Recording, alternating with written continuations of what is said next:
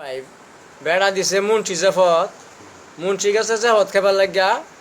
বাড়ি ওলাবে দে তরহারির মধ্যে নিমখ দিছে না মুন্সি বেড়া এক নলা খায় হেরে দেহ তরহারিত নিমহে হয়েছে না তখন মুন্সি বেড়া থালি ধাক্কা মারিয়া থয়ে দা কইতেছে ফিসালুনিন নুনুন নাদিয়াতুন সারাম জাদিরা ওয়াশালিরা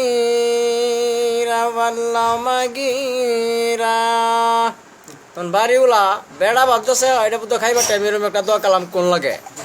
তখন বেড়ি রান্না করে মহাকার শুনতেছে বেড়ি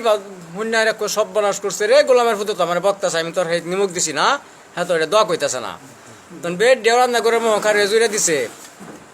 গোলামের বাচ্চারা ওয়াল ফুন্ডারা তোর বাহেরা লবণ আনছে না তখন বাড়িওয়ালা বেড়া কইতেছে এই তুই জীবনে শুনলাম না একদিন পড়ছত না কিছু না আজ হইতে কইতেছ